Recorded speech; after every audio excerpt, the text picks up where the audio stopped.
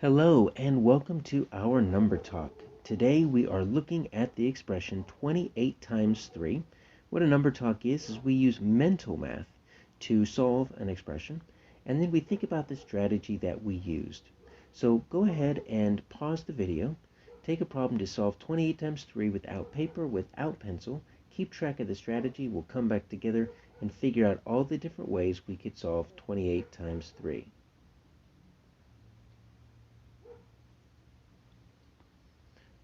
All right, so first let's take a look at the distributive property. So we're going to take our 28 times 3. We're going to take one of our factors. In this case, we're going to take 28. We're going to break it up into 14 plus 14. Now, why would we do that?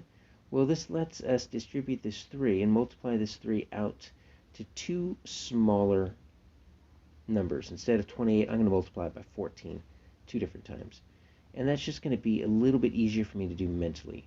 14 times 3, that's going to get me 42. Then I'm going to do my other 14 times 3, that's going to get me another 42. So hopefully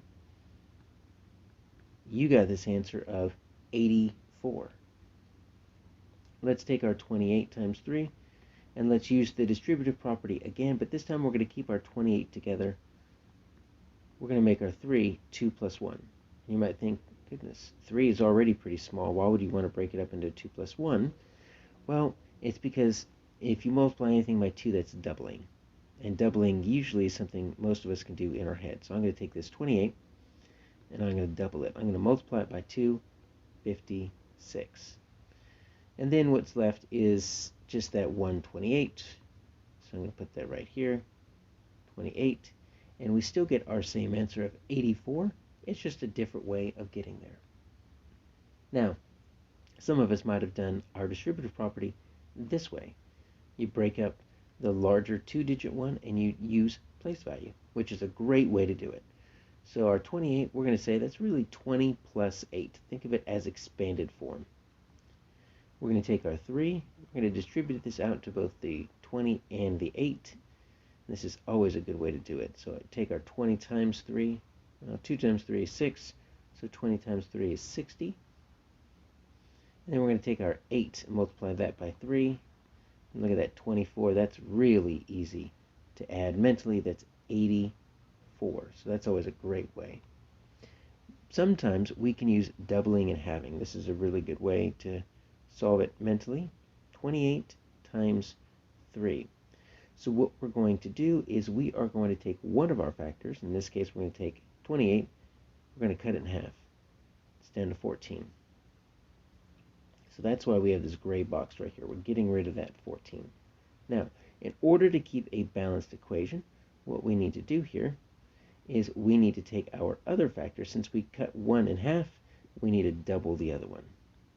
So we did this divided by 2 and this multiplied by 2. That keeps it balanced. So now I've got 14 times 6, and that's still going to get me 84. So compensation works when we take one of our factors and change it to something that's just a little bit easier to use mentally. So I'm going to add 2 right there. I say 28 times 3 I can't really do in my head, but you know what? 30 times 3, well, that's easy. 30 times 3, all of this right here, that's 90. Because 3 times 3 is 9. But remember, I brought in some extra 3's. I brought in 2 extra 3's, so I still got to get rid of that 6. So it's 30 times 3 minus this 2 times 3. But 90 minus 6, most of us can still do that mentally. That's going to get us back to our 84. So let's look at the associative property here. So I'm going to take my 28 times 3, and I'm going to break this 28 into 4 times 7. Now, it's not like the distributive property where we make them add-ins. We're going to keep these all factors. We're going to keep multiplying. 4 times 7 times 3. I just took this 28 and broke it down into 4 times 7. What the associative property does, this is the grouping property, is this lets me change the groupings if I've got 3 or more factors. So instead of 4 times 7 being in a group, I want 7 times 3 to be in a group. But look what I did. I kept everything else the same. 4 times 7 times 3, both times. Now, I want to bring the commutative property in just because it's kind of a way to cheat, but it's cool because they let us do it. They named it a property. It's called the commutative property. I just don't want 7 groups of 3. That's a lot of drawing. If anything, I want to switch these two. I'd rather do 3 groups of 7. 7 times 3, 3 times 7, it's the same thing. But we have to call that the commutative property so we know that we can switch those. So that's what we have. We have 3 groups of 7. 1, 2, 3. Right there. So there's my 3 groups of 7. There's my 21. And then I've got 4 of those 3 groups of 7. So I'm going to skip count by 21s. Oops, let's make that 21 there. So I've got 21, 42, 63, 84. And then finally, let's take a look at another associative property. 3 is a prime number, so we're not going to be able to break that up, but we can break up our 28 a different way. We're going to say it's, instead of 4 times 7, let's say it's 2 times 14. And then we're going to do the same thing. We're going to keep that 2 out. We're going to shift our parentheses over 14 times 3. But as you can tell, it is the commutative property as well as the associative property, which means I don't want to draw 14 groups of 3.